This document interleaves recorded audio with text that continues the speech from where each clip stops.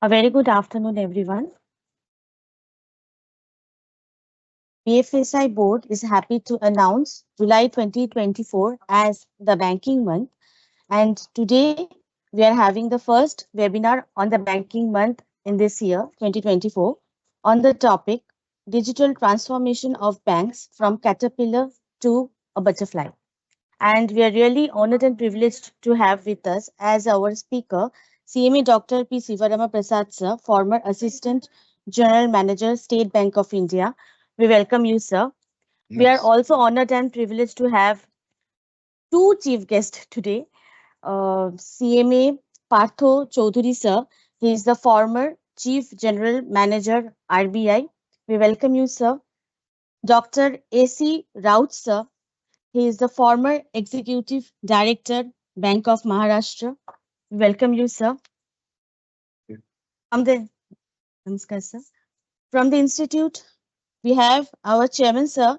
Seme Chitranjan Chattopadhyay, sir, is the chairman of the BFSI board of the Institute of Cost Accountants of India and also our council member. We have CMA Arup Shankar Bagchi, he is the additional director, ICMEI Kolkata. CMA Dibendra Roy, sir, he is the additional director and HOD of our BFSI board. And we also have our other team members of the BFSI board. We welcome all of you. So just before we start, we are playing the Institute anthem and then we will continue with the program.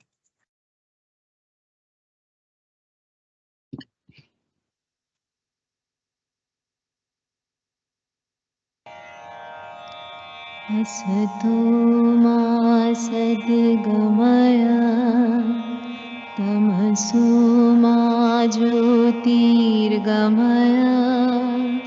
मृत्युर्मामृतं गमय मा सद्गमय तमसो मा ज्योतिर्गमय मृत्युर्मामृतं गमय असतो मा सद्गमय तमसो मा ज्योतिर्गमय मृत्युर्मामृतं गमय ॐ शान्ति शान्ति शान्ति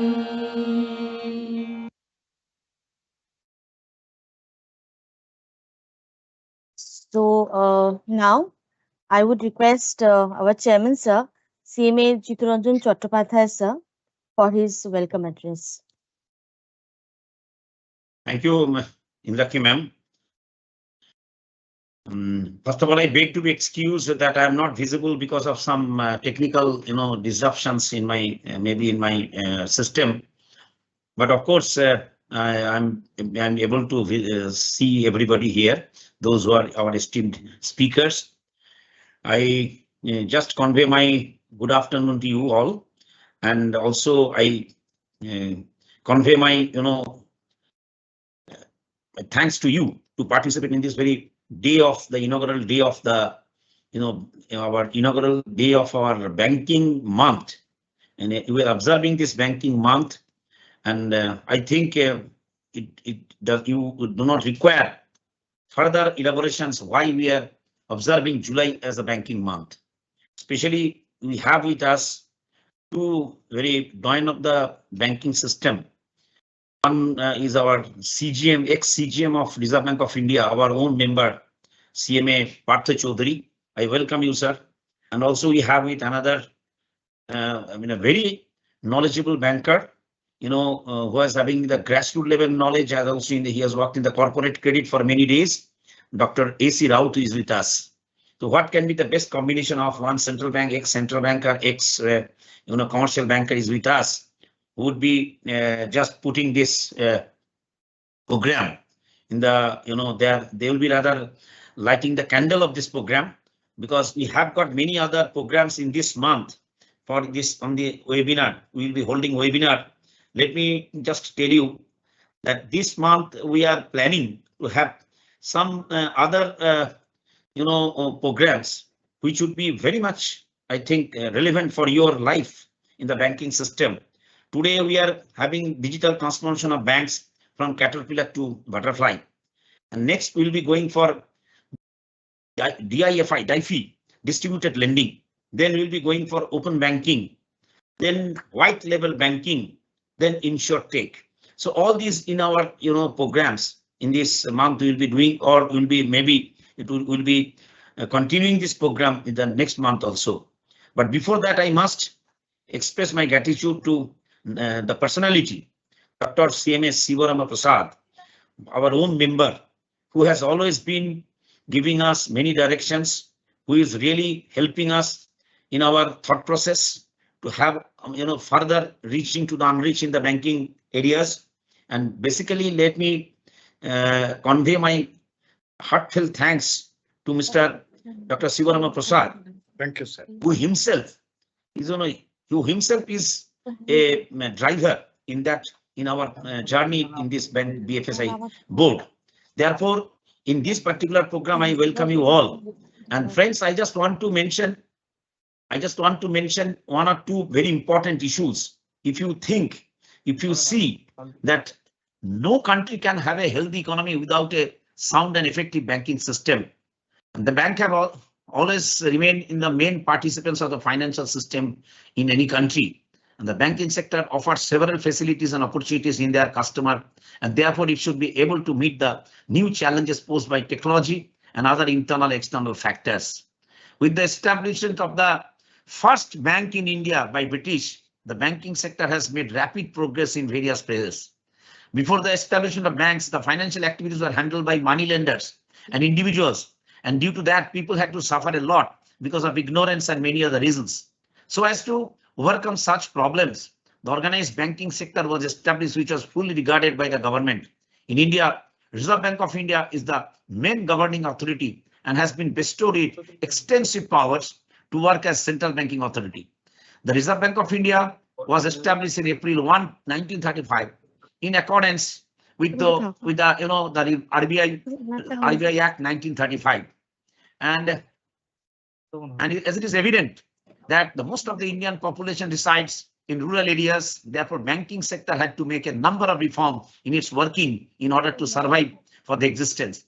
And with this also, the 19th July 1969 was a very memorable day for all of us in the banking sector when the banks were nationalized.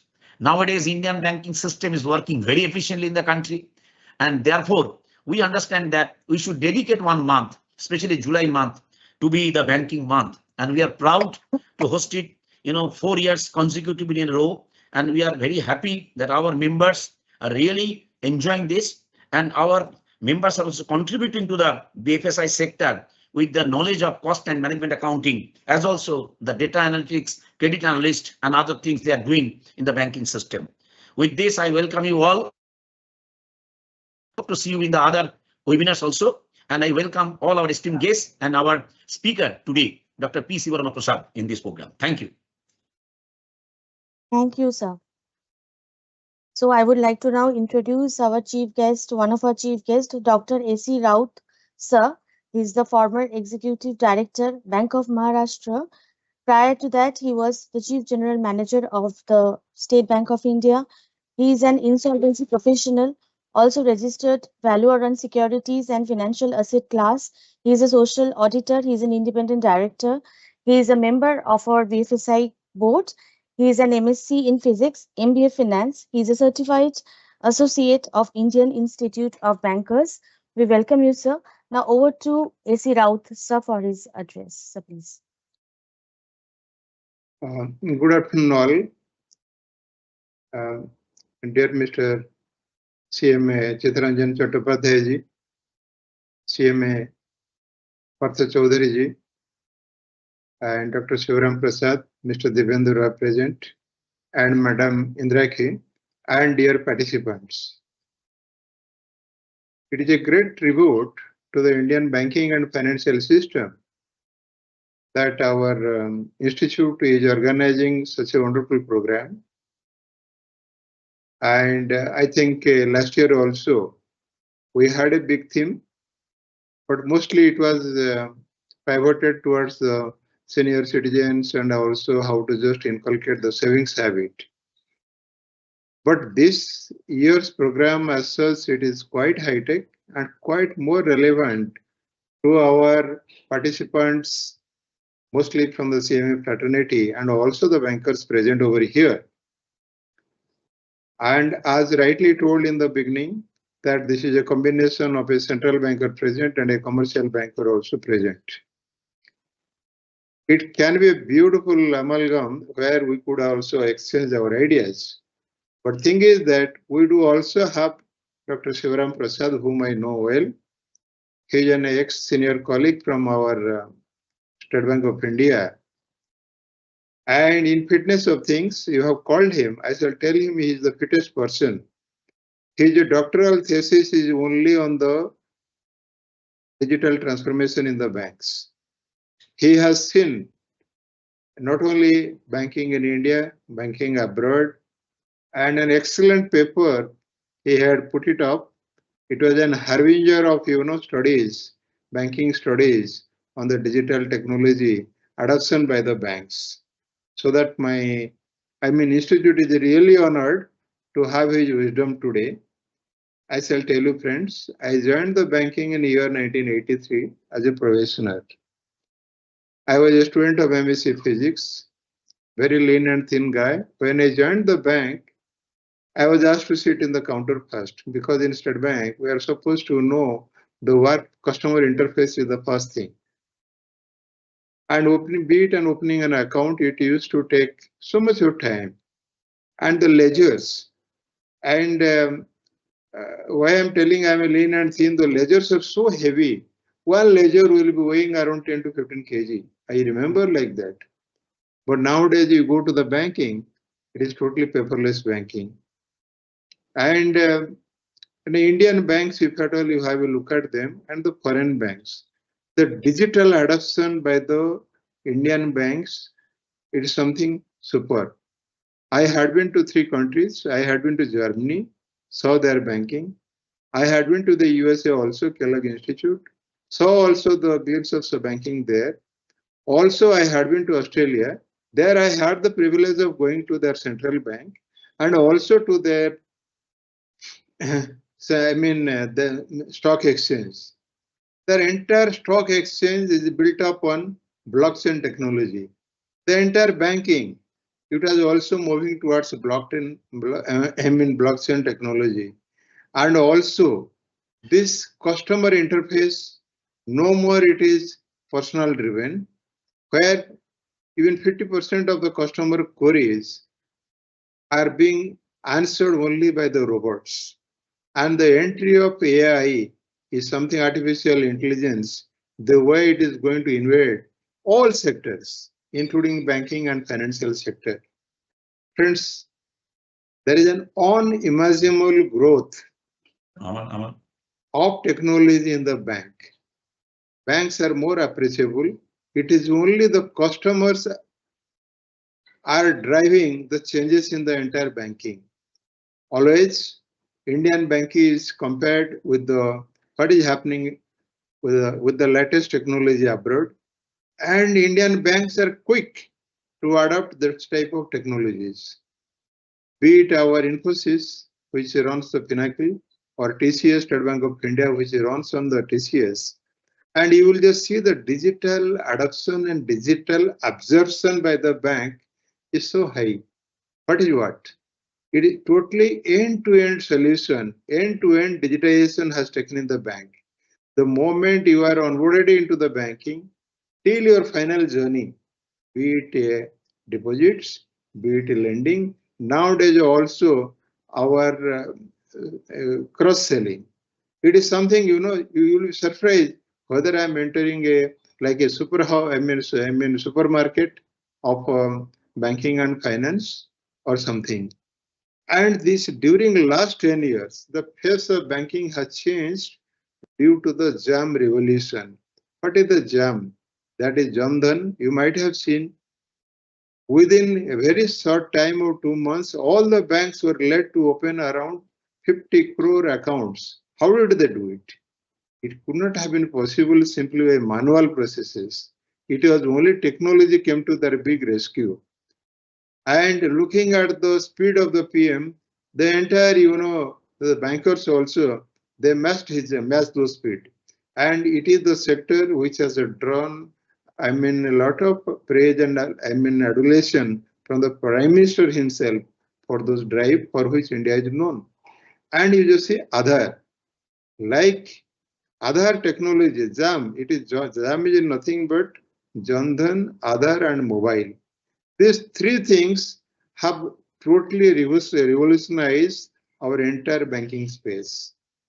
Friends, those who are so curious to join the bank, our CMA friends, those who want to make banking as a career, or those who want to make as a consultancy, or give some kind of products and services of their own to the offer those products and services to the banking, they are supposed to be totally abreast of the what of the technological revolution that has changed the bank. Bank is not just like opening a savings bank or something. Bank is giving all bouquet of services. You want to buy an insurance product, it is the bank. You want to buy a mutual fund, it is the bank. Any opening is of the account, and more so, the entire financial inclusion, that is also, it is being driven by the technology. This financial inclusion, it is not by just opening these Jan Dhan accounts. Financial inclusion also encompasses microfinance. Microfinance means it is defined as lending up to 3 lakhs rupees. So that millions of borrowers, they can also, they are also approaching the bank. And the government of India pushing all the Indian banks go into only the digital platform, so that the role of any kind of mediators are not there. And one district, in every district, you will have now the digital branches. Every bank is asked to adopt one district and call it as a digital district, and also offer the products and services which can be faceless also. Anyway, it is going to be faceless banking. It is going to be the cashless banking. And the kind of credit, lending portfolio that banks are handling, you just see MSME. If you want to go to State Bank of India, for example, they follow the cash flow based method. And for that cash flow based method, from the account aggregator, a customer need not give his balance sheet also. And he can simply how much of cash inflow and cash outflow it is happening, and how the lending can happen. It's something, unimaginable. And all of us, we might be getting a call everything day in and day out, maybe from Bajaj Finance, or maybe from many other things. So much of credit is already available to you. How do they get it? They know our credit profile from the civil, because whatever you say, everything is known to them. Say you want to take a credit card. Why some of the companies, they say 5 lakh prepaid, card is ready for you, it is ready for dispatch the moment you go. Same banks, they are also going for their, they are doing their own due diligence from their data analytics, that which customer is creditworthy and to whom to lend. What I meant to say, friends, this is the way bank is changing. You need not approach a customer. If at all, now bank is approaching a good customer of their own. Perhaps I might have near about 6 to 7 credit cards. One from HDFC, one from Axis Bank, another from ICICI Bank. I do not know how do they get all our credit profile, and they offer 5 lakhs each. And we are so much fed up with this budget. What I meant to say, friends, banking is changing like this. And we, the professionals, we should also equally rise up to the occasion. For example, only just 2 days back, Bank of Maharashtra is asking for so many positions. If at all, those who are already chartered young people, they can also have a look at those advertisements and see whether you fit into those type of job description, or the description the bank wants, or be it State Bank of India or entire banking as a whole. So what type of people they want to recruit. And when you are a CMA, and you have to generally add your value. And I can tell you, our BFSI is adding a lot of value to your career.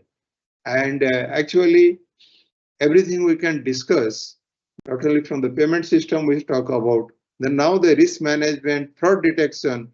Earlier frauds were, happening like anything in the bank. But nowadays, thanks to the technology adoption, frauds are prevented. Frauds are also can be predicted in which account it is also going to happen. Friends, the digital journey of the bank is something worth knowing it. And since Dr. Prasad is going to give you a tailor-made and with a lot of preparation, I have seen his slides, how it is going to happen. I mean, he will take you into a roller coaster ride for today's sessions. I wish this particular program all success. Thanks a lot. Thanks for giving me the opportunity to be present amongst this august group of people. Thanks a lot.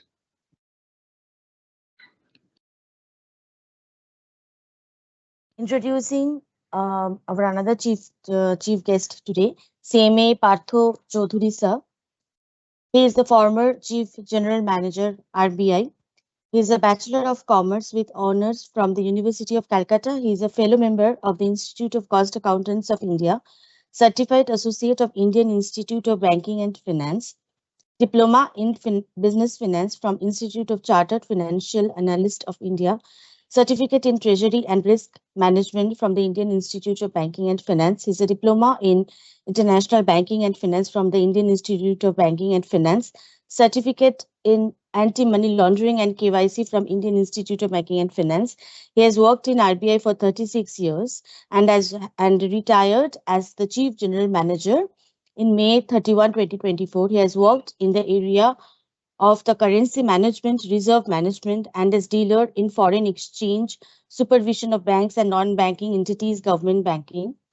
He has worked as the chairman, member secretary, member in various internal and external committees in the areas of government banking, supervision of banks, non-banking entities, risk management. He is a regular speaker in the workshops related to the supervision of banks and non-banking entities, government banking, customer awareness, etc. Welcome, sir. Now, handing Sir, over hats to up to CMA Partho Chaudhuri, sir. Chaudhuri sir, we are having Thanks, so much yes. of wisdom, I mean, a repository of knowledge, experience, that of course, I think this introductory class for you, it will be very too less for you. And really great, sir. We should communicate with each other in time to come.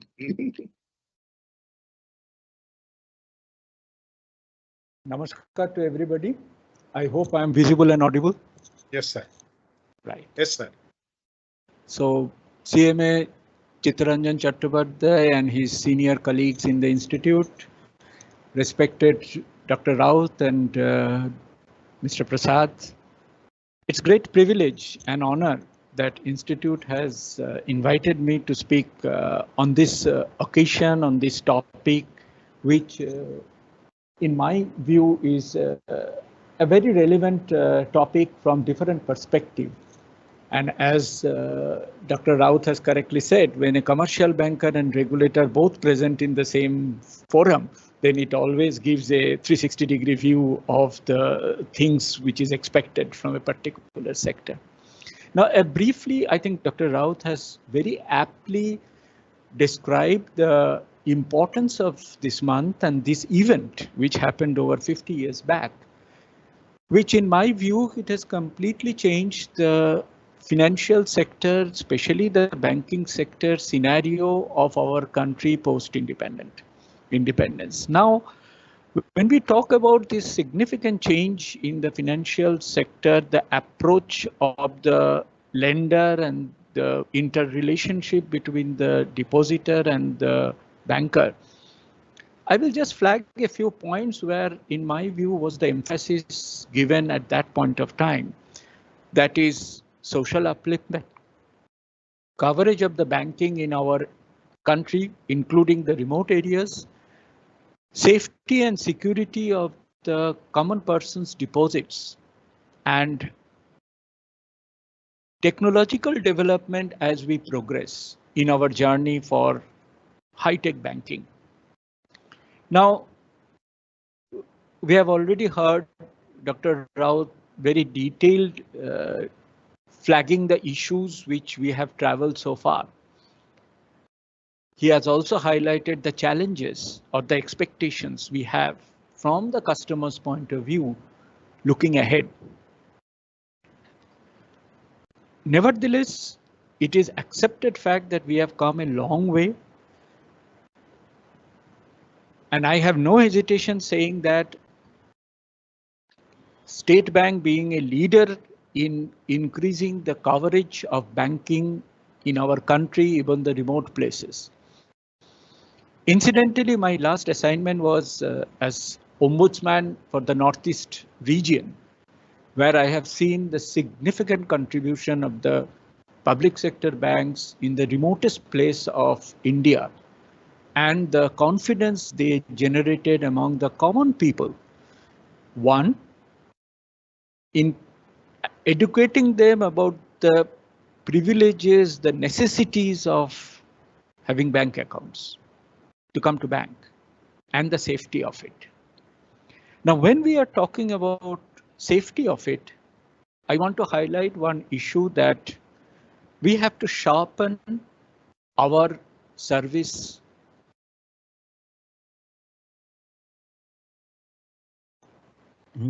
দেখতেই পাচ্ছি না ইয়াকে, ও তো তুমি দেখতে পাচ্ছ কি? দাদা আমার মনে হচ্ছে আমরা সবাই সব না না না না না ঠিক আছে তুমি কি my point is that through technology we have to be more focused and we have to improve our customer service to the common people through technological upgradation and through safe technological upgradation. Now, being Ombudsman for Northeastern region for over 2 years, I have handled the complaints and which gave me the vulnerability of the system, vulnerability of the procedures the banks following, and also the ignorance of the customers of the bank. We tried from RBI everything possible to increase the awareness, but I am of the firm view that awareness among the banking customers account approach. It has to be from the branch level, from the people who are manning those branches to help their customers to understand the dangers of vis-a-vis the benefits of it. I think the challenge which is coming in front of the commercial banker is to not only upgrade the technological platform, but also convincing their customers it is a better way of doing banking, and with precaution, it is a safe way of doing banking. I have seen the procedural things, the process followed in the commercial banks, both public sector, private sector, and foreign banks. In my view, the CMAs have a very significant role in those processes. Raut sir has very correctly said that tomorrow's bank is like a mall where you have all the products branded.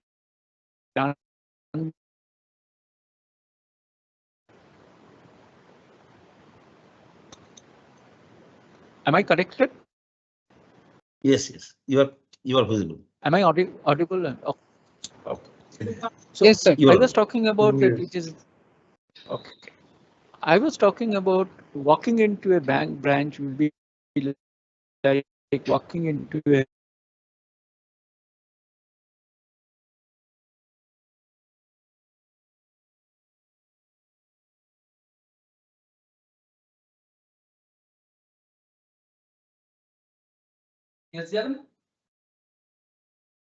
right. I think there is some disruption in between. So I think I'm back in the meeting. I'm back in the meeting. Yeah. Yes, I'm sir. sorry Yes, for sir. the You inconvenience are because you are not visible and audible, sir. so now. So I was talking about the customers of the bank will have a plethora of product to choose based on their risk appetite. And there, technology will play a very, very critical, if not the role. And I'm sure Mr. Prasad will be taking us through this technological revolution, which is knocking in our door as far as the banking is concerned. And why CMAs are important in that? Pricing of the product. The pricing of the product will significantly depend upon the contribution of the CMAs in accurately estimating the cost of that product. And there I feel that CMAs have a very significant role to play in the entire gamut of banking, which also now is very much integral part of insurance products also. So as usual, from a regulatory point of view, we always look for safety. We are not comfortable with products which in our view is not safe. We at least want the banking fraternity to inform the customer about the risks in a very certain and clear terms and give them options. So disclosure, information dissemination, sensitization of the customers, we as a regulator always look for it. So there lies another challenge of computerization, adoption of technology too fast. So a moderate approach is what is expected because we are not city-centric country. We are vast, where rural population, though they are much better aware today than a decade back, but still we have to reach out to them. So I sincerely thank Institute for having this type of webinar, which is of very relevant and very contemporary and of great interest to the members practicing and otherwise. And I wish that today, during the presentation of Dr. Prasad, there will be colorful butterflies flying off. Thank you so much for giving me this opportunity. All the best, Mr. Prasad. Best wishes. Thank you. Best wishes. Thank you, sir. Thank you. Thank you for your, both of you have mesmerized us through the opening remarks because we wanted that our BFSI month should be celebrated by way of the webinars. But personality like you who are having huge experiences in the banking sector, both in central bank and the commercial bank. And our BFSI board is relentlessly trying to contribute to the BFSI sector, especially in the, I can tell you, in the banking sector. I think we have come out with certain documents which are of totally, I think is the first of its kind in the domain area of the banking. I can tell you that one of the 8 memoir series, we have got 8 memoir series. Infrastructure financing is one of the very important, issues for the whole country, and Honorable Prime Minister, Honorable Finance Minister, they are all looking for a very efficient infrastructure financing. And there we have come out with a robust publications on infrastructure financing, which is the second and enlarged version. And you will be very happy. This has been, this book has been reviewed by many top executives of the bank who have gone through the books and they have expressed their satisfaction and appreciation. So therefore, I think that today when we are coming out with this sort of session where technology is one of the main concern, our Dr. P. Sivarama Prasad is contributing, manifold in our institute's functions in the BFSI board, and under your guidance, able guidance of both of you, because let me tell you, Dr. Raut is our board member, and will be also be having Mr. Chaudhary's, Partha Chaudhary is a renowned personality in the BFSI sector so far as the central bank is concerned. Naturally, I think we'll be able to more and more contribute to the BFSI sector with your presence. And I again thank you. In a very short notice, you have joined here, and I'll be definitely expressing my gratitude to Dr. Prasad for giving us some of his time to our two of our guests here. And later we shall be definitely listening from Dr. Prasad with rapt attention, and which is a very, very important issue for today's the digital transformations of the banks from Caterpillar to Butterfly. Thank you. And really we'll be now having our Butterfly program in this particular day of your inauguration of Banking Month. Thank you. Best wishes. Thank you. So thank you so much, sir. So now we have the deliberations from our eminent speaker, CMA Dr. P. Sivarama Prasad, sir. Sir is the former AGM of SBI and faculty of our BFSI board. He is a qualified professional in cost accountancy, company secretary, finance, commerce, insurance, and banking, with experience of 36 years in banking and financial services, with cross-cultural experience and good knowledge in the insurance sector. He is a fellow member of the ICSI, the Indian Institute of Banking and Finance, Insurance Institute of India, and is a fellow member of the Institute of Cost Accountants of India. And he's a former AGM of SBI, and he's faculties and advisors of our BFSI board. So thank you so much, sir. So now requesting sir for his presentation. So good afternoon to all. First of all, thanks to BFSI board chairman Chattopadhyay sir for introductory remarks of Dr. A.C. Rao sir and Parth also, the CGM of the RBI, earlier CGM of RBI. So today's topic is on digital transformation of banks from Caterpillar to Butterfly. I'm not talking about the history. I'm talking about the future. What is going to be happen in the banking sector? Particularly drastic changes for happen. For first 10 or 15 minutes, I will discuss about what are the changes for happened from the nationalization to till date. After that, what are the latest technology that are going to be implemented by the banking sector for customer convenience and to control the cost. These are the two important aspects.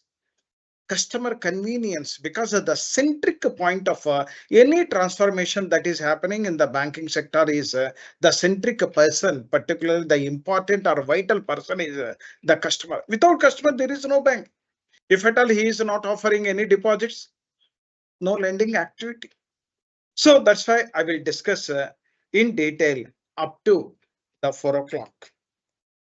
Now my voice is audible, madam. My PPT is visible. Yes, sir. Yes, sir. This is presented by the Banking, Financial Services and Insurance Board. And this particularly why they have conducted conducting this type of programs means this is July is an important that is a nationalization of banking sector, particularly the first nationalization. Now, this is our photograph, that is a Caterpillar to Butterfly. Both are very important.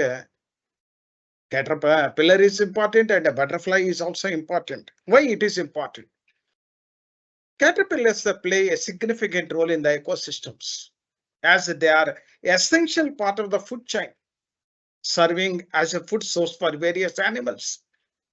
In agriculture, particularly, certain caterpillars can be beneficial for pest control by preying on harmful insects. If at all harmful insects are there, the productivity of the agriculture will reduce. This supports a lot. Moreover, silkworm caterpillars has been used for centuries together. That is create luxurious fabrics.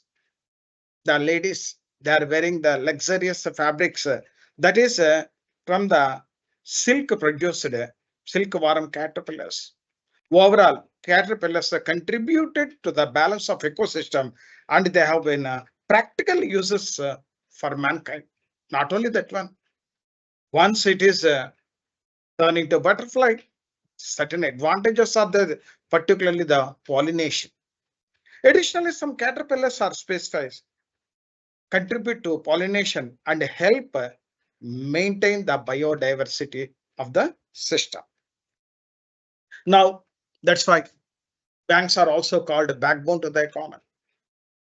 They are serving to the three important sectors in the economy. Whatever the economy is there, whether it is a developed or developing or emerging, whatever the name you call it, the primary sector, that is agriculture sector, the secondary sector, the industrial sector, the tertiary sector, that is service. Without banking, these three sectors, the development is impossible and impracticable. That's why the banks are called backbone to the economic development. In addition to this, particularly they are serving to these three sectors. They are providing huge employment opportunity to the society, either directly or indirectly. That's why the banks are called backbone to the economic development of the country. Change may be a small or big. Change is called, it may be a small or big. For that small or big, we will use the change. But a transformation is used always a big and complex. That's why the banking, I use the digital transformation means a big and a drastic change in the operations of the banking system. That's why transformation, on the other hand, is always a big and complex. Today, technology, lot of complex issues are there that are resolved by the technology. That's why the banks are sailing in a smooth manner. Digital transformation banks, it is not a destination, it is not end, it is a journey. Lot of in the coming days, in the future, lot of changes will happen. This is not a full stop. Once the digital transformation happened, there is no full stop, and it will continue only comma. The banks are the future will be the software companies.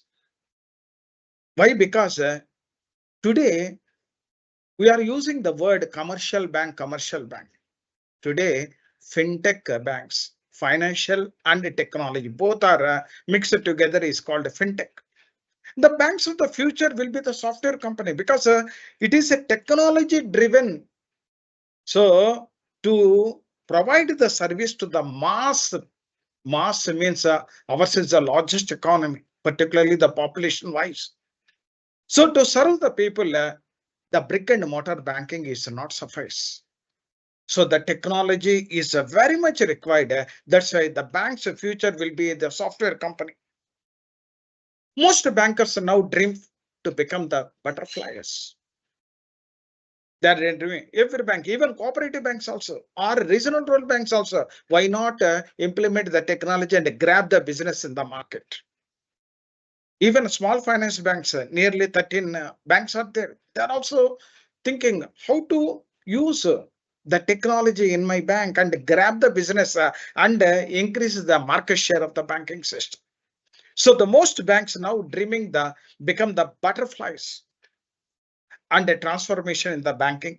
Particularly, I will discuss a small things, particularly 10 minutes. After that, what is going to be happened the future banking, particularly past Gatan Gatha. That is not, I am not discussing about the trend. What is going to be happened? How my people, particularly the professionals, are to be equipped with the knowledge of the latest banking developments. Otherwise, survival is a question mark. So once the changes are happening, we have to follow the changes. We have to understand the changes and we have to practice the changes. Otherwise, you have to acquire the knowledge of the what are the changes that are happening in the all the sectors, not even banking sector, whether it is a banking or insurance sector or a corporate sector. So from 1969 to till date, what are the small changes that are happened in the banking system? First, I will discuss only the examples. After that, what is digital transformation? What are the particular advantages and disadvantages and what are the challenges? I will discuss in detail about that one. Today, any organization, the people is required, the process, the technology and the data. Then only it is very easy to transfer the organization. If the technology is not there, it is very difficult to transformation of the particular any system. So the people, the process, the technology and data, that is transformed the organization. Because every organization, they are focusing on the customer only. Without customer, there is no. That's why Mahatma Gandhi also told. The father of the nation, Mahatma Gandhi, also told the customer is more important person to the banking premises. The proactive approach is required. Why? Because change is suddenly it will happen. Today, the changes are also on real-time basis.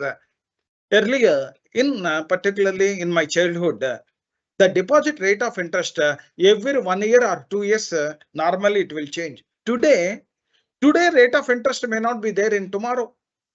So I have to act proactively. Responsiveness. Whatever the changes are there, if at all I am not adopting, then I am no more in the market. And data driven. Whatever the data is there, that is useful to increase or to penetrate your business. So that's why the transformation is any organization, these are the important principles. If you see the BFSI statistics, the digital transformation BFSI increases the customer conversion and a retention rate 3 to 5% times. Customer conversion and a retention. Today, retention of the customer is very, very important. If at all my technology is outdated or redundant, nobody will contact me. If at all I am a latest technology, the functionalities are more, then that's why State Bank of India also developed the YONO, that is you only need one. That is suffice. That app is suffice to cover all your needs, particularly the financial needs. So the customer conversion and retention is 3 to 5 times is possible once the digital transfer. If at all I want to transact only in a manual or the old technology, because new technology I am not afforded to pay all these things. It is a capex, capital expenditure. You are no more in the market. Data analytics. Our business understand the customer behavior. And the loan servicing reduce the collection of cost by 15%. Suppose once the loan is turned into non-performing asset, later on the bank has to spend more, particularly to process, to auction the assets of the given by the customer and to contact the customer, legal cost, all of there. So while filtering the customer at the initial step only, that is the pre-sanction level only, if the data analytics are there, 15% cost reduction is there to the bank. That is a saving to the bank. And to achieve the growth and expansion goals, digital technologies allow new leaders. If at all I want to continue, because now any organization, the business cycles are there, the growth stage and stagnation. After stagnation, if at all you are not putting efforts, then automatically decline, after that death. So digital technologies allow new leaders, network leaders, and strategically manage the leaders by gathering insights. So here, particularly, I will discuss about small things. How the digital transformation is happening in the bank from that is particularly from the nationalization to till date. Earlier, brick and mortar banking is there. Now it is virtual banking. Today, virtual banking, you need not go to the bank. And the bank is in your hand, that is mobile banking. The bank in your home, that is internet banking. All are within your convenience. Particularly all these business processes, particularly that is a digital transformation, all these things are happening. First is the customer convenience. If my customer is satisfied, I need not worry the business. If my customer is delighted or surprised, I need not worry about the business. Customers, convenience and cost control. Today, all are cost. Technology is a cost. Networking is a cost. Hardware is a cost. All are cost. I have to control the cost. If at all in physical banking, the rent, the counters, all are cost. Overheads are also there. Recurring and non-recurring expenditure is also there. So once the digital transformation is happening, cost is controlled drastically. Attract to younger generation. If at all, I am always thinking about my age people, that is senior citizen people, because the youngsters are there. The India is very lucky because of the youngest population in the world, highest youngest population in the world is India. That is a plus point to the country. That is a strength of the country. So once my population is more or young generation, I have to use the technology driven products, not the outdated technology. So all these business process or digital transformation, the objectives are the customer convenience, cost control, and attractive young generation. Now, earlier transformation of banks in operations, how the transformation is happening. Some transformation issues I will discuss later on. I will switch over to the advanced the version of this webinar. Ledger to registers. Ledger registers are there. From that, ledger posting missions. From that, bank master earlier, only it is a standalone computer, only up to branch. After that, core banking, anywhere banking. And now core banking is also abolished. Now banks are in cloud computing. Even State Bank of India server is not under the control of State Bank of India. It is in cloud. It is in cloud. The hardware, the software, the firmware, all technologies are taken care of by the outsourcing agencies. So the ledgers or registers to ledger posting mission and the bank master and core banking and for all this transformation, I am lucky because I have seen all these transformations. Now coming to manual interest calculation. Earlier we used to calculate the manual interest by using the tables to calculators are system driven. Now the system is calculating.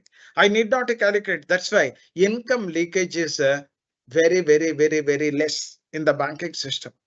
All interest calculation, whether on deposits or advances. Earlier, this is one of the biggest area. That's why income leakage audit is also there.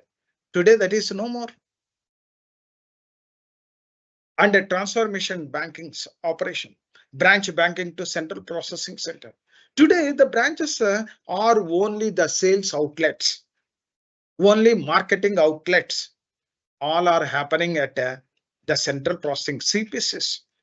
Either the CPC for home loans or CPC for MSME loans or CPC for trade finance or CPC for pensions or CPC for opening the deposit accounts, etc.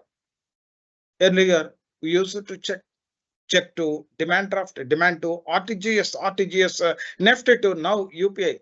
But checks the circulation, the particular volumes are also reduced. Demand drafts almost in death position. Today, nobody is purchasing demand drafts. Once upon a time, demand drafts, banks are getting huge amount of commission. Today, there is no commission. Nobody is purchasing the demand drafts. All are online transactions.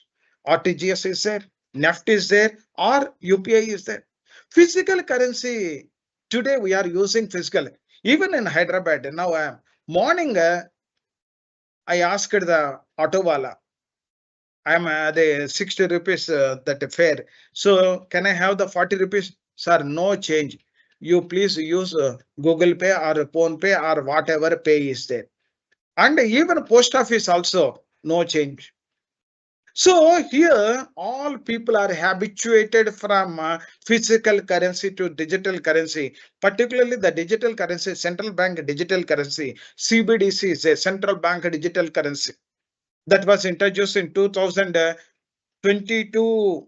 That is wholesale, 1st November retail. Today, if you want to purchase, you can go to the bank and they will upload the digital currency. Digital currency across the world, 100 countries are adopted and 60 countries. The pilot run is also completed and in the India also within a short span of time, not more than 1 year or 2 years, the physical currency over a period of time it will disappear. Even though we are talking about our people are rural areas, financial inclusion, not that is all are today the particular mobile operations are known by the rural people when compared to the urban people more. Why? Because they are having plenty of time. Once the harvesting or sowing of the crops are over, they are free. They can practice that mobiles. What are the various functionalities that are happening? We are talking from the good old days of financial inclusion not achieved and that is all are outdated or redundant. So the physical currency, once that is there, anti-money laundering activities and cross-border the currencies that particularly transfer is also going to be happen instantly, not through SWIFT, Society for Worldwide Interbank Financial Telecommunication. Branch compliance. Earlier we used to go to the branch. Now online, that is integrated. If you send one email, then Jaipur they will distribute it to which RBI it controls, that complaint will control which RBI, then automatically. So the branch compliance to integrated ombudsman. And not only that one, physical clearing. Earlier, all checks are collected through Dropbox or physical and sorted on bank wise and all these things. Today, CTS, check truncation system, that is completely revamped the check truncation system, the checks clearing also. And customer introduction. Earlier, while opening the account of any bank account, customer introduction is required. If at all I am having the any account, I am eligible to give introduction to another customer. Today, that is not there. Know your customer, whatever your PAN, whatever your Aadhaar card, whatever the official valid documents are there, that is sufficient. Physical banking is to faceless banking. Online opening of accounts through online, and cash counters shortly will disappear. Cash counters are replaced with automated teller machine or cash deposit machine, transfer machine, and self-delivery channels are increased. For this mass population and transactions are more, it is very difficult for the banks to open number of branches. That's why a bank in your hand, mobile banking, you transact your transactions, banking transaction with the help of your mobile. A bank in your home, internet banking. If a bank inquiries are there, don't come to my branch. You can call center also. And if at all unbanked areas are there, outsourcing of a banking activities through business correspondence. So the business correspondence is nothing but outsourcing of a banking business.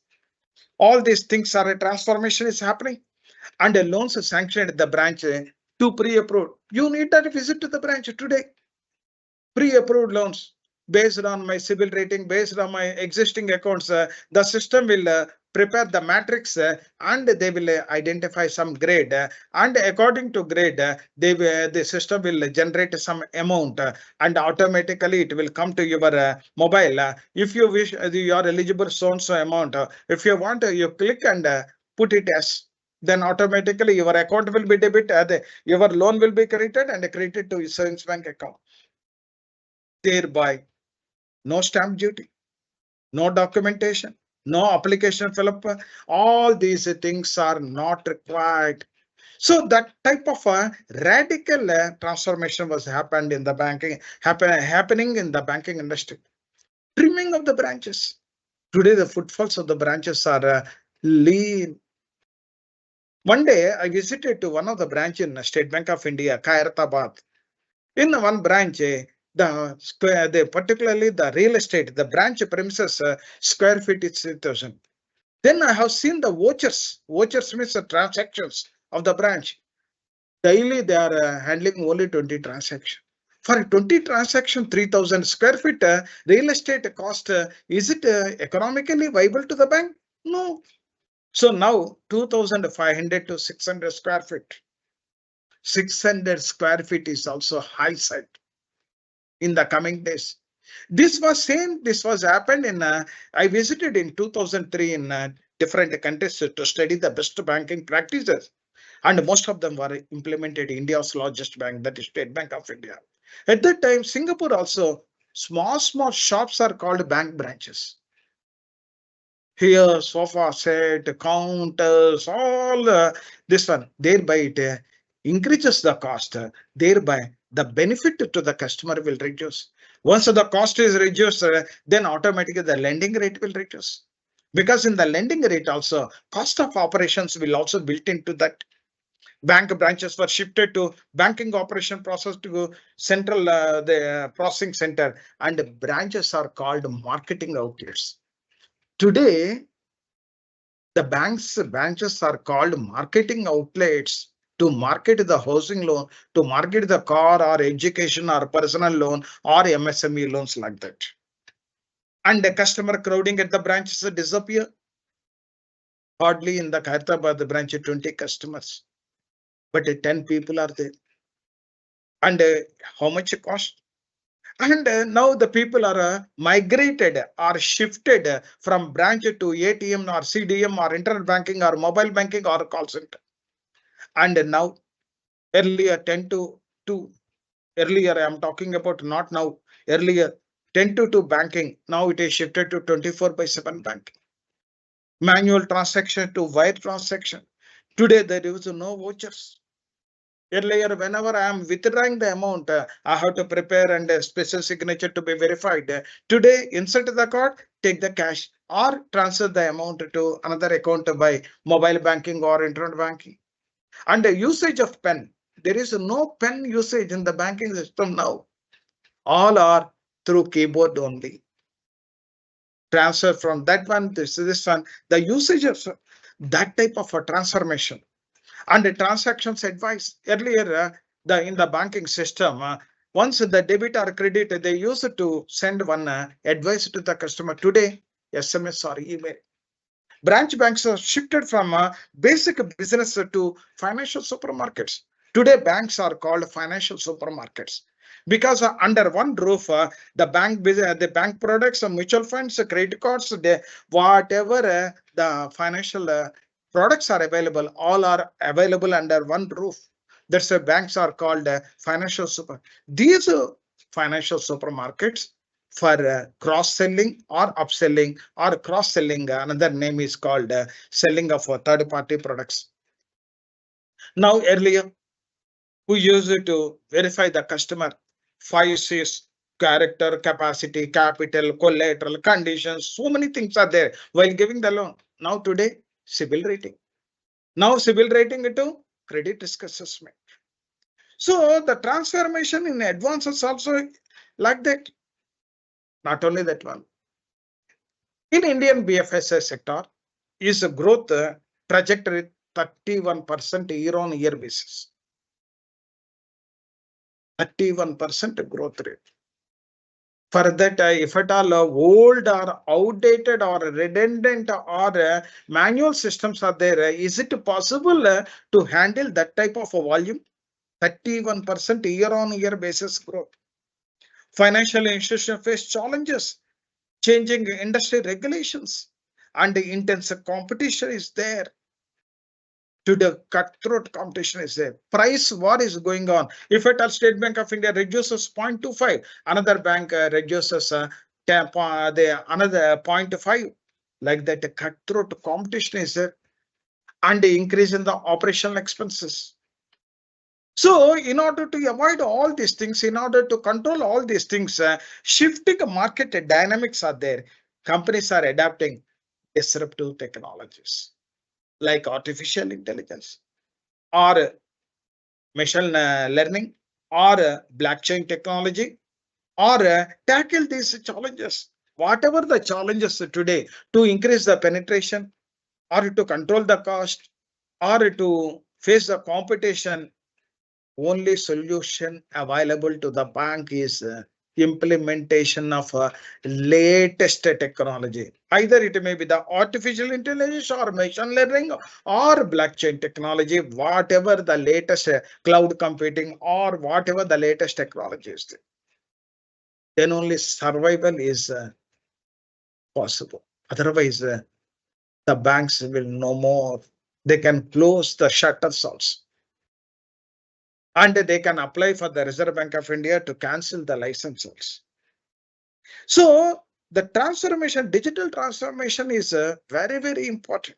That's why I told the future banks, most of the banks are running by the IT companies.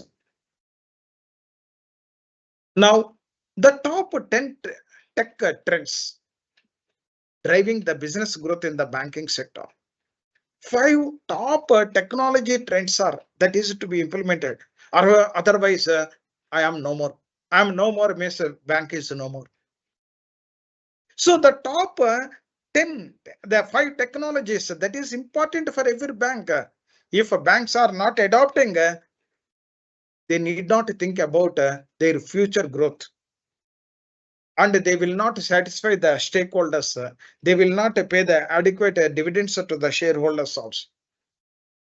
So for the growth of the banking sector, the top technology trends are there. If that is implemented, the banks will survive. Otherwise, the survival is a question mark to the banking industry.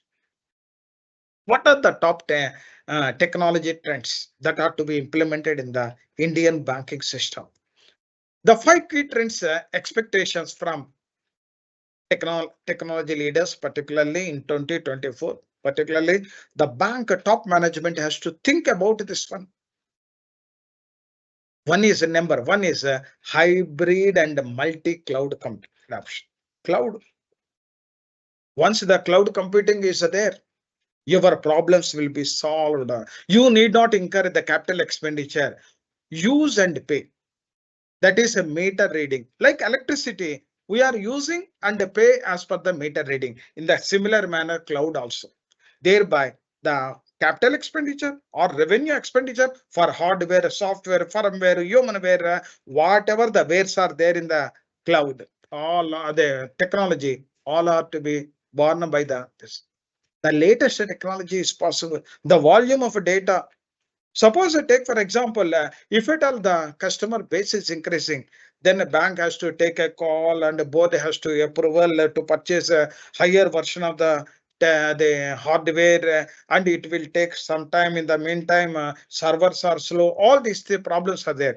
But once the cloud is there, if you telephone on the next minute, they will give the expansion of your the database. So according to IDC report, International Data Corporation, 80% of the corporate banks in India will migrate to the operation to cloud in 2024. All, particularly if at all the regional rural banks, they can move to cloud. Cooperative banks, they can move to the cloud. And once the cloud is there, the initial expenditure to start a bank will also reduce. And Nutanix, the third annual enterprise cloud index report also predicted 39% growth. And hybrid cloud adoption, particularly public and private clubbed together, is called hybrid. In the Indian BFSI sector by 2026, almost all their cloud, one cloud or private cloud also they will hire, and they will achieve the goals, whatever the organization goals are there. And the BFSI sector generates 2.5 quintillion data bytes each day. That volumes. Today, 2 rupees or 10 rupees or 5 rupees or 1 rupee or 6 rupees, whatever the UPI payments, if you see the bank data server, number of earlier in savings bank account, the banks are told not exceeding 50%, 50 transactions per half year. 50 transaction. Today, almost every savings bank account, hundreds of transactions, UPI transactions. Because the UPI is connected to the savings bank account, and whatever the QR code or whatever it is there, PhonePe or Google Pay, whatever it is there, even 6 rupees or 1 rupee or 2 rupees, simply they are paying, and all these they are debited to the bank account. Once bank account debited, the volumes of transaction increased, and the memory is required more. The RAM, random access memory, is required more. And managing and processing a vast amount of data is one of the biggest challenge in the bank business. On account of UPI, UPI is also not charging any amount, no restrictions for transactions, and servers are flooded with data. Flooded with data, but that data is also useful to the bank for data analytics, to know the customer behavior, to know the customer expenditure pattern, to know the customer income levels. All these things are possible, but at the same time, the capacity of the server to be increased. For that, the existing servers of the bank is not sufficient. The bank has to purchase the new servers with a high RAM capacity servers. Once that is there, it is a capital expenditure.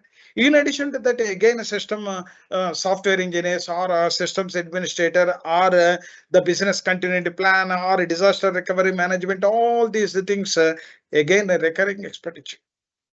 However, with the cloud deployment, business can process requests quickly and improving the customer. Suppose from tomorrow onwards, I require additional space in the computer.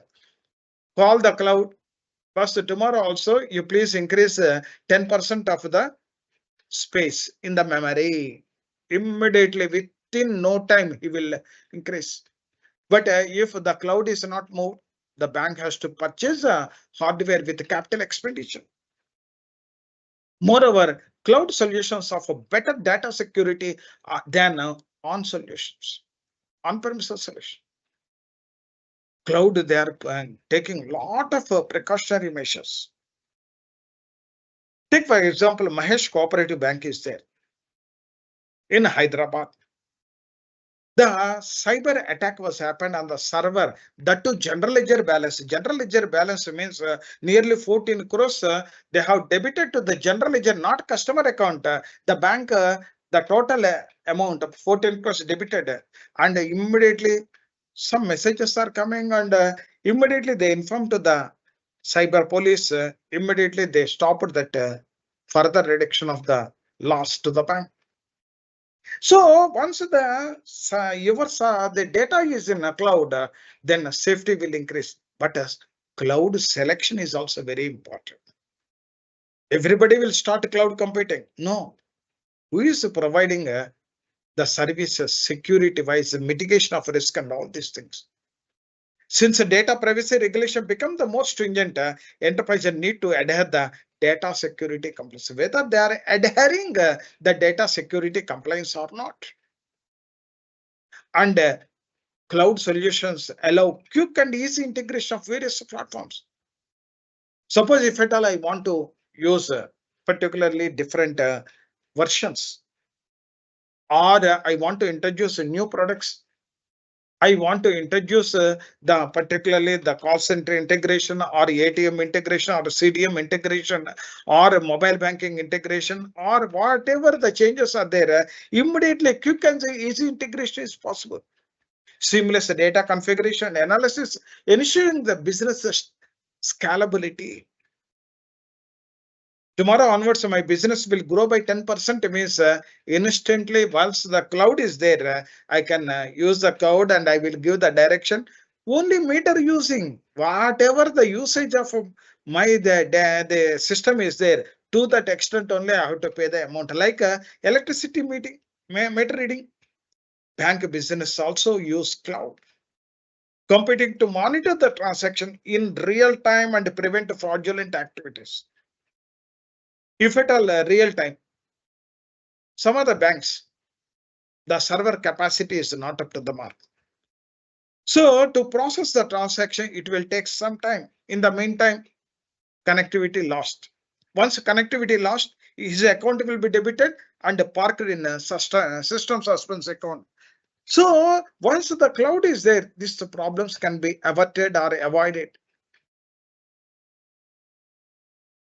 However, many bank businesses unable to maximize cloud advantages. Okay, scrap the outdated. Don't go for a technology development in the existing hardware or software. And the cost benefit analysis to be arrived. And what is particularly the payback period? All these things, if you arrive, then it is not a big thing. And because of a poor network connectivity, lack of visibility. And therefore, adoption of a SD-WAN, that is a new software, was introduced. SD-WAN. Earlier, you know about LAN, local area network, WAN, wide area network, MAN, metro area network, like that. Today, SD-WAN, that is a software-defined approach to managing the WAN. Simply, the communication system WAN, MAN, or LAN is not suffice. The software-defined approach. Once my software is like this, the WAN should be a different one. My software, my data volume, all these things are to be taken into consideration while designing the network also. And a responsive network solution is increasing. Today, most of the banks are going for a SW-WAN. That is software defined approach to the managing the LAN. It provides a better visibility. Control bandwidth problem will not arise. Otherwise, if at all I put the transaction, even today, in the banking also, core banking, some of the banks I have seen,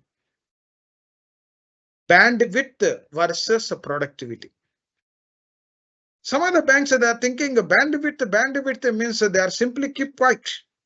The top management. Once the bandwidth is not there, the productivity loss is there. If the employee is spending to open an account, if he takes 30 minutes instead of 5 minutes, then 25 minutes is sheer waste on account of a bandwidth issue. If the bandwidth cost is there, increase the bandwidth cost, no problem. Then productivity will increase, the number of accounts will increase. Otherwise, customer will be demotivated. Once a demotivation is there, oh, don't go to that bank branch. To open the account, they will take 2 hours because they are telling technology problem, that problem. Don't go. Go to this ICICI Bank or another bank like that. So that's why the bandwidth, all of these problems will be resolved once you adopted for cloud. Number two point. The banks should think about the second point. One is the cloud. Second one is big data analytics. Today, whatever the transaction that were completed by the customer, out of that, you will get the vital information about the customer behavior, about the transaction pattern, about their the expenditure or income or whatever it is there. On the face, it is very difficult to identify the 3 C's or 5 C's: character, capacity, conduct, all these things earlier. Without data, we are asking about that paper, this paper, and market information. Today, there is no need of market information. The data of the customer history data will reveal the pattern of the expenditure, pattern of the income, pattern of the consumption, and what is the level of income, all these things. For that, big data analytics are very much required. Mahesh Kumar Jain, Deputy Governor of Reserve Bank of India, explained cyber security exercises for banking sector. Event that digitalization help bank leverage structured data to assess the customer risk profile. whether he is a good customer or credit worthiness is there or not to be assessed with the help of data. I need not ask the customer also. I need not ask the customer to provide that statement or this statement. So earlier, Dr. Rao sir also told about the State Bank of India. Within 10 minutes, they are sanctioning the loan for MSMEs also, based on the GST returns, working capital loans. However, big data analytics, banking organization to get deeper into the customer trends, preferences, analyzing the semi-structured or unstructured data. Whatever the data is there in the server, in the RAM, random access memory, it is very easy. Next, particularly the data analytics, 4 V's are to be satisfied. The need of the big analytics in the Indian banking sector is based on 4 V's. What are the 4 V's? Volume. 48.6 billion real-time transaction took place in India 2020. Volumes are increasing. Today, financial transactions are increasing. Either consumption or particularly investment or borrowings payment or lending or so many things are happening. Earlier, all customers, they visit to the bank branches by 10 o'clock and they have to form in the queue. Today, that is not the case. Even at night at about 4 o'clock, they will wake up and they will complete the transaction. They will complete the transaction. And the volume, that is a volume. The highest in the world, Indian, whatever the banking transaction volume is highest in the world. That is a 2021 database I am talking. Today, that is a different one. Tracking the high volumes of data generated from the transaction is possible with a big data analytic tools on. If you want to attack the volume, and if you want to preserve the data, particularly the volume data, then only the big data analytics are possible. Then only you can identify the customer. Not simply 1 month transaction. If they analyze the customer, it won't give any good results about the pattern, about the income, all these things. Velocity. As the transaction velocity increases exponentially. Today, the transactions are a geometrical progression, not arithmetical progression. Arithmetic means 2, 4, 6, 8. Geometrical progression means 2, 4, 16. Like that, it will increase. Big data analytic perform a match as a solution to handle the velocity of the data streams effectively, enabling the BFSI organization to analyze the transaction into real time. If at all a customer is data analyze means if I provide the data today, after 1 month analysis is not on real time only. I want the customer because the customer is sitting opposite to me. He is asking about his credit requirements. So that way the big data analytics tools are also very much required. Once they are going for cloud, then problem will be solved. Veracity. The BFSI sector requires accurate data.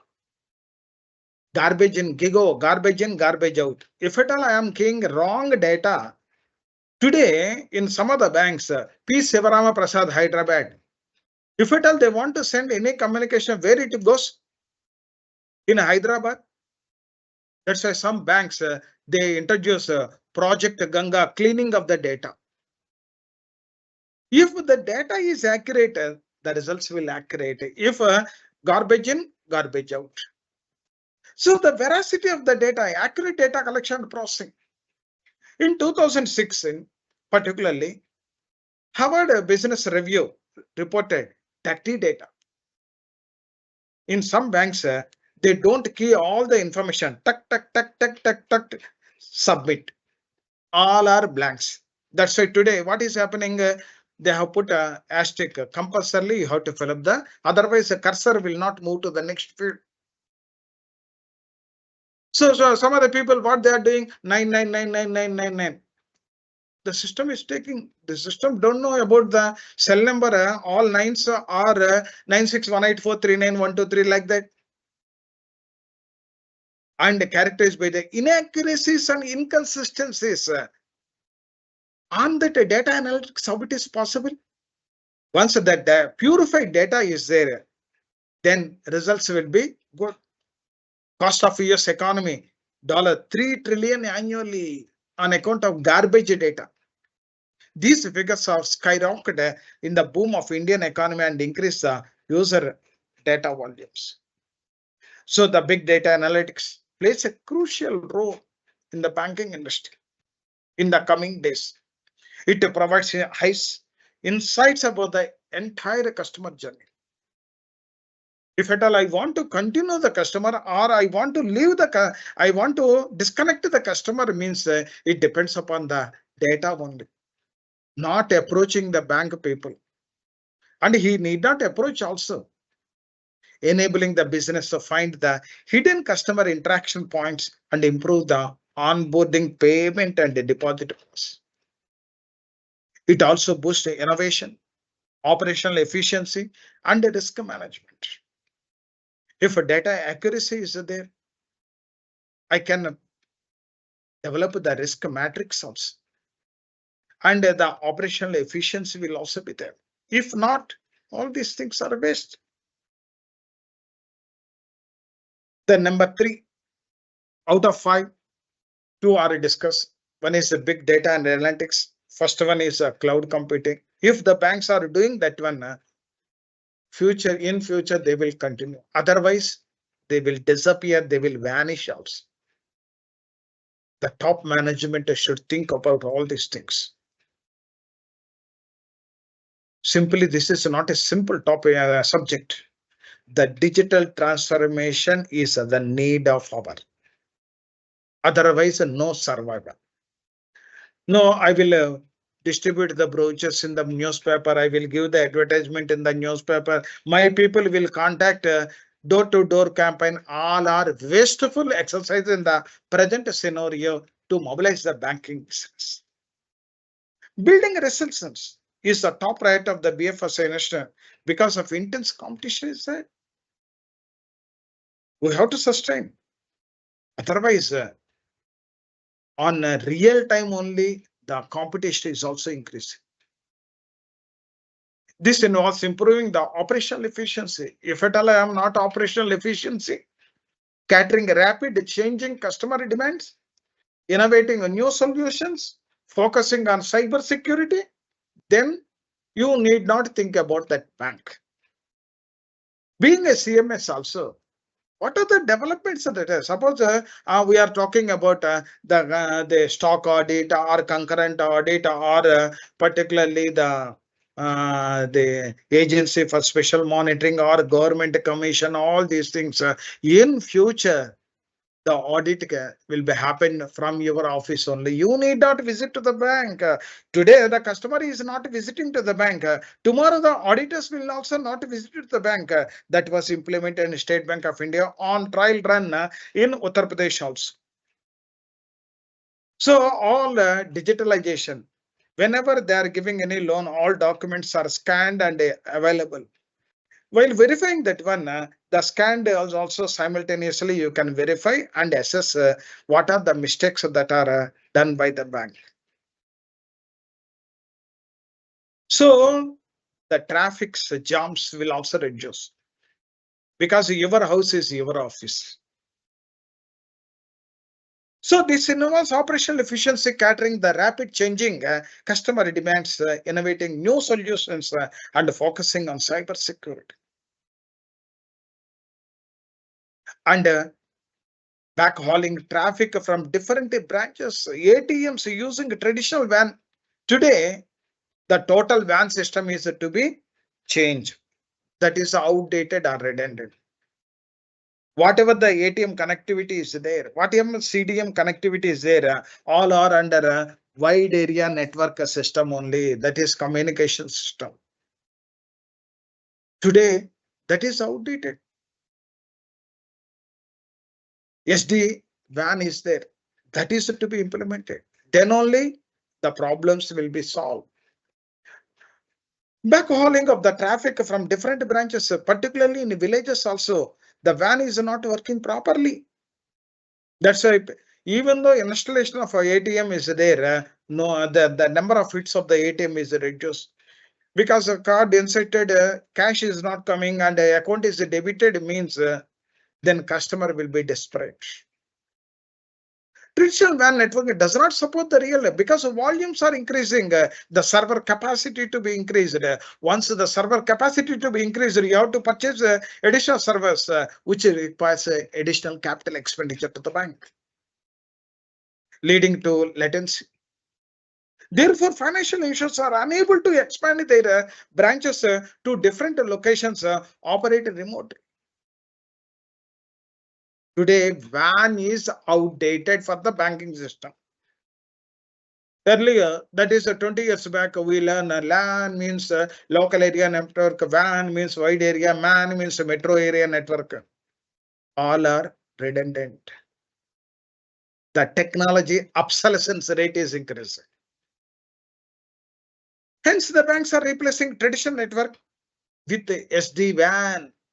That is the latest technology. And fast, quick, accurate, and instant results will come.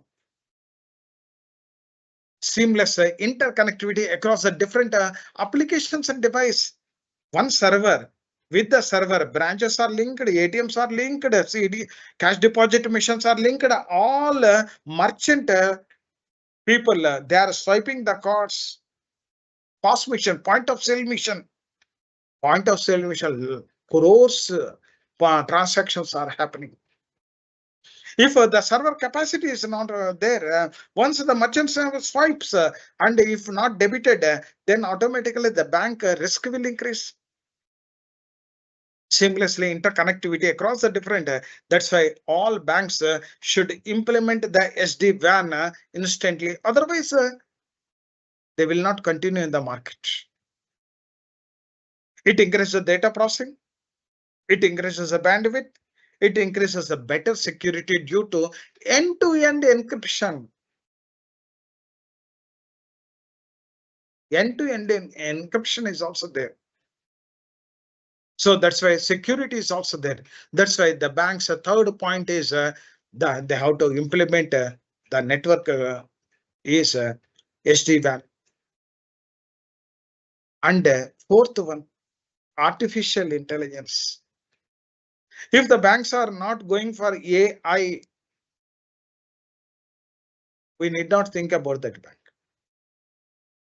Particularly the young generation people, they don't go to that bank. According to the ALDA of India 2023 report, 78 of the C-suite executives of financial services are either already leveraged generative artificial intelligence or one or more purpose planning to use it in next 12 months. Gen AI, artificial intelligence. Once the AI tools are implemented, then in the bank in the coming days, they will be there in the market. Otherwise, need not think about the bank. The main focus areas of enhancing the customer experience and cost reduction. Today, even to recovery of the loans, geo mapping is there. Geo mapping means I have given 100 customers in one place. And all customers are geo mapping is there in the core banking system. Like if at all your particularly this one that is Amazon geo mapping is there. So once I reach it to the one place, if I switch on the mobile, then automatically Mr. Rao is this place and Gopal is the half kilometer this place and Mr. Prasad is there in 200 feet, all information will be mapped. Then I need not worry about the customer, where he is located, what is his address and all these things. Some of the banks, they have already implemented it to catch hold of the defaulters or the borrowers, to catch hold of the borrowers, those who are not repaying the loan. The geo mapping is there. Already leveraging generative artificial intelligence, one or more purpose, either planning next 12 months, and two main focus on the enhancing customer experience and cost reduction. AI gives a lot of advantage. That's why in the coming days, even in the Institute of Cost Accountants also, the courses are to be linked with the technology, all courses. Then only the cost advantages they can arrive properly. Otherwise, if at all I am using the oldest methods, that is no more. Even lease years or fresh to home or a big bazaar, all the mapping of the customer, what is the cost advantage? It is very easy to know how much I have to pay, how much petrol consumption or whatever it is there, how much time he is spending, how many packets he can deliver daily, and how much amount I have to pay, how much amount I have to recover from the customer.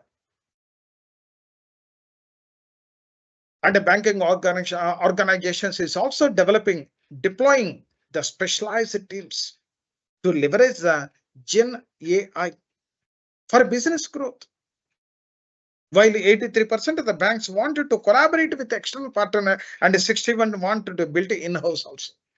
Some banks, they want to develop in-house Gen AI, artificial intelligence. Some banks, they want to outsource it. But that is to be implemented at the earliest. Otherwise, the customers will migrate from this bank to another bank. Fraud detection. Most popular, particularly the artificial intelligence or Gen AI is useful first fraud detection. Earlier, to detect the fraud, the head officers of the bank, they deputed one official.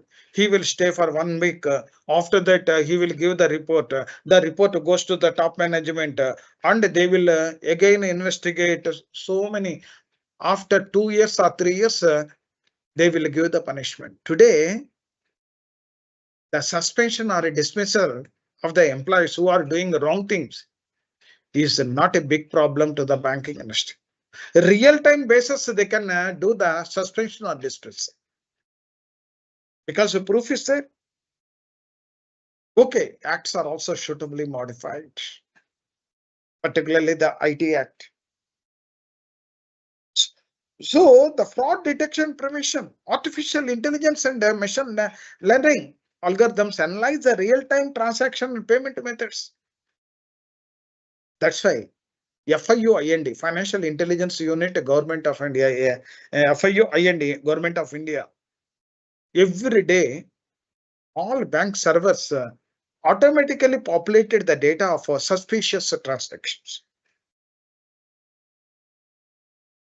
Directly from the bank server to FIU-IND. And through data analytics, they will find out which type of transaction, wrong transaction, all these things they will easily to find out with the data analytics or big data. They detect the suspicious activity and alert the banks and financial institutions. Next, personalized customer experience. The PwC report also uses AI in the Indian banking sector, states that 83% of the organization improve the customer service by using AI. Hyper personalization. That's why in 2003, not now, I'm talking about 2003. In Melbourne, I visited to the Australian New Zealand Bank, ANZ Bank. When I entered, I interacted with the branch manager to know the best banking practices. At that time, the branch manager told, whenever a customer is enter into the branch premises, his card will be captured by the system, that is sensor. And if at all he is, the customers are categorized as A, B, C, high net worth individual and low amount wise high net worth or medium or low volume customers. Immediately, once the high net worth individual enters into the bank, the proactively the branch manager will go and pick up the customer and ask him to come to the branch manager's room. This is I'm talking about 2003 when I visited to the ANZ Bank in Melbourne. After 21 years today, this type of systems are not there in the India. That is possible. So it anticipates the customer behavior needs and help the business to understand the preferred products, services, communication. Even in Australia, whatever the credit cards companies are there, debit card companies and debit card banks are there, the data, whatever my spending is there. Suppose I'm using the debit card for jewelry purpose.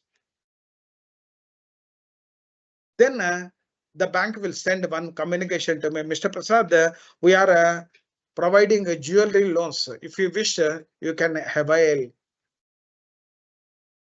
So that type of AI tools are also available at that time, not now. 57% of the gained competitive advantage and improved the operational efficiency, automating the task with the artificial intelligence. With the help of artificial intelligence only, today, the India's largest bank, that is State Bank of India, they have sanctioned the pre-approved loans. You need not ask. The system will run the program and your data will be analyzed and prepare the matrix on their own. No human intervention, nothing. And they will scan the CIBIL reporting also.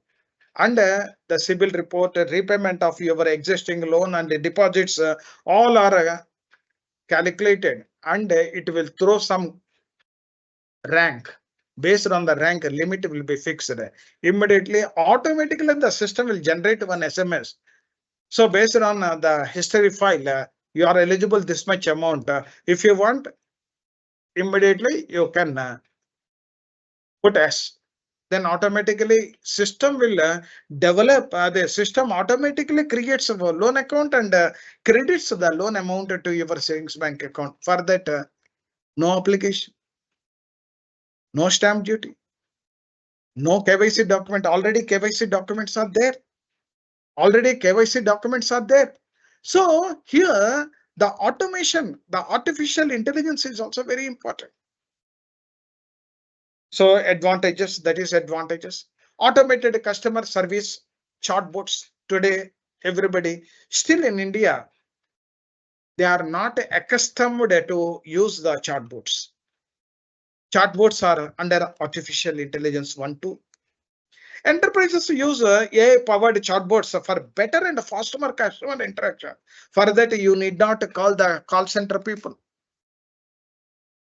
But still, the customers are also habituated to interact with the chatbots. Chatbot helps the customer independently solve the basic queries and process requests, reducing the bank cost and increasing the operational efficiency. Generative risk management, particularly artificial intelligence, generative artificial intelligence. It reduces the risk and it is one of the tools to mitigate the risk also. Business Gen AI to create a customer risk ratings and reports also. It helps the customer risk profiles and reduces the loan defaults. And Gen AI can also provide a market forecast for better investment strategy. That's why the artificial intelligence is also need of our to be implemented in the banks. Compliance automation, particularly KYC or anti-money laundering, automatically it validates the data and all these things. Moreover, Gen AI trained as an expert to offer insights of the industry compliance and the internal policies also. Number 5, that is the last one. Underscore the rising of the cyber threats. Today, hard-earned money, if at all any culprit or fraudster taken away my money, and if insurance coverage is not there, and the bank is also not immediately stopped that particular this one, then the customer image will lost. The bank image will lost. Customer will popularize that particular thing to the various media. Then automatically it reduces the bank business also. So underscore the rising concern of the customer threats in the BFSI sector. Cyber security is a strategic necessity for the banking sector, not merely the operational issue. Mahesh Kuljan, the managing director for Barclays India. It is not an operational risk. Bank side, it is an operation, but it is a great risk to the customer. India Cyber Domestic Market 2023 report by Data Security Council of India states bank enterprises have to increase the data security budget over the last few years.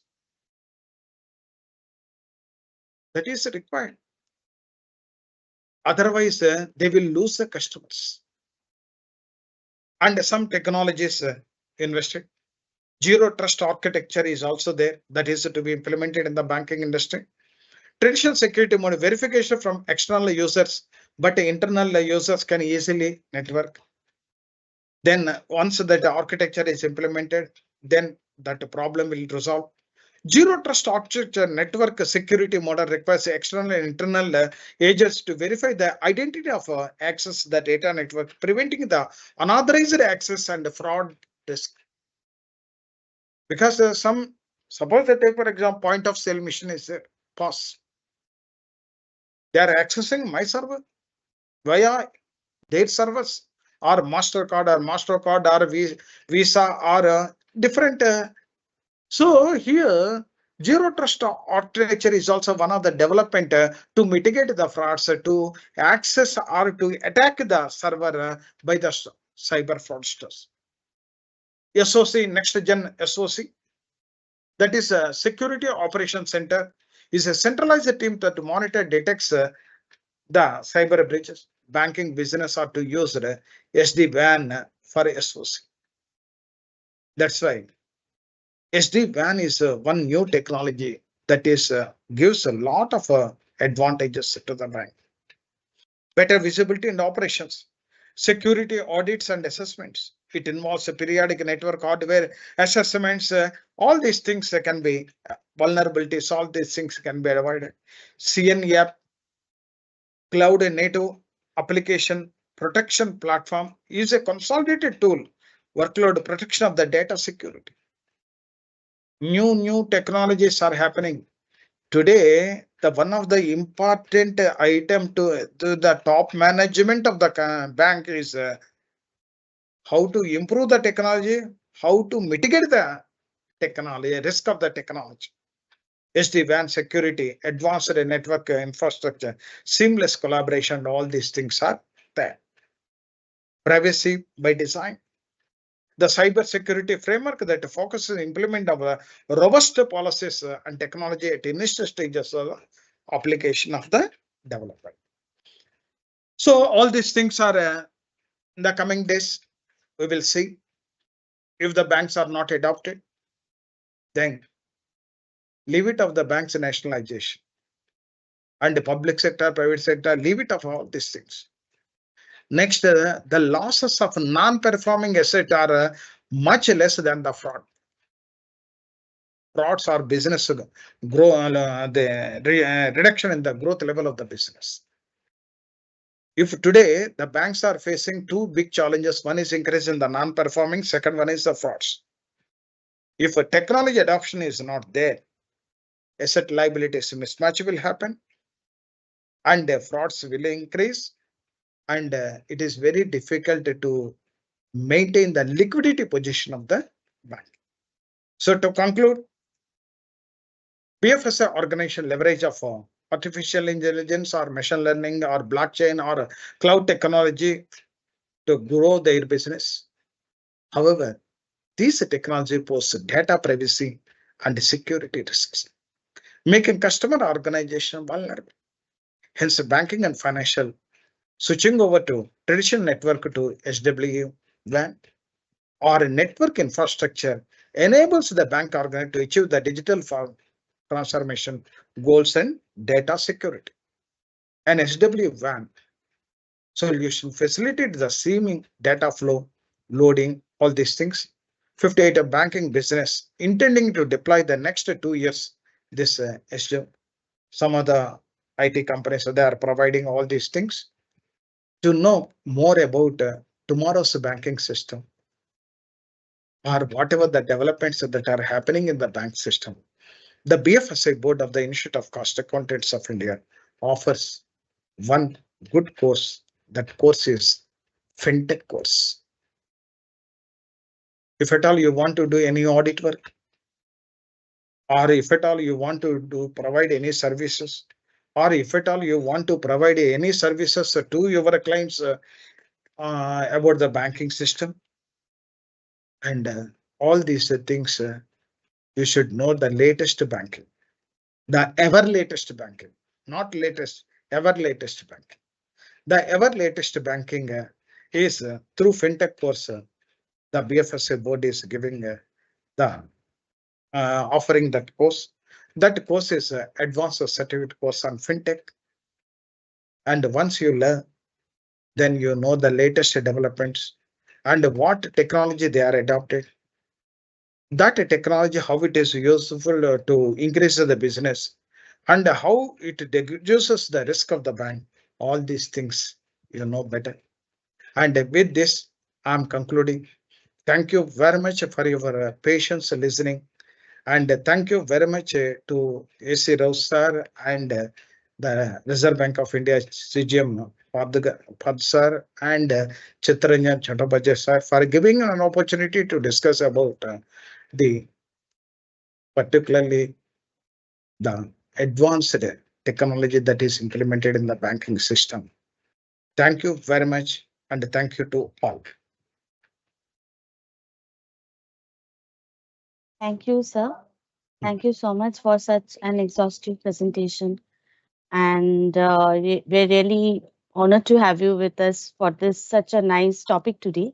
It is a very innovative topic, and I'm sure the participants, they have many queries to ask, and we will upload your presentation also in our BFSI portal.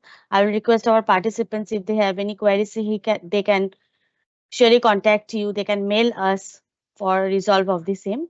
So with this, we have come to the close of your presentation, and I would request CMA Debobroto Das sir, our team member, for the vote of thanks. Okay. Debobroto sir, please.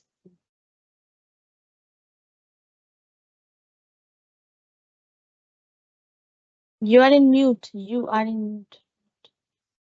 Thank you, Indrakshi madam.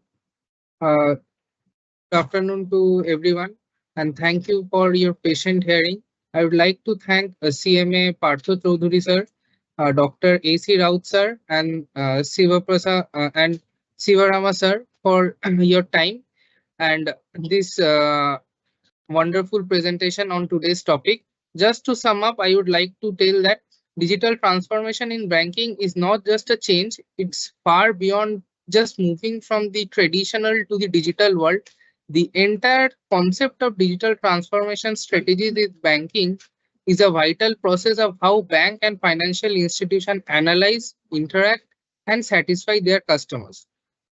The basic approach of digitization in banking and fintech begins with understanding the customer's behavior, preference, and demand. As a result, the banking sector has transformed from product-oriented to customer-centric. Like previously, people used to travel bank, meet with the representatives, and then get approval of their required product or loans. But now, with only a click on their mobile and through a SMS and a confirmation, the work is getting done due to this digitalization process. Sir has beautifully explained how banks have transformed in various aspects today and how costs have also been reduced due to this digitization. We would like to hear from you, sir, more in the coming days. Sir, thank you once again for your time and support us. Thank you. I would also like to thank the IT department, BFSI officials, and our chairman, sir, president, sir, and vice president, sir, for continuously supporting us and motivating us for more such programs. Sir, we would request to be with us in coming days so that we can organize more such seminars and webinars in coming days. Thank you all. Okay, thank you, sir. I'm closing, madam. Yes, sir. Yes.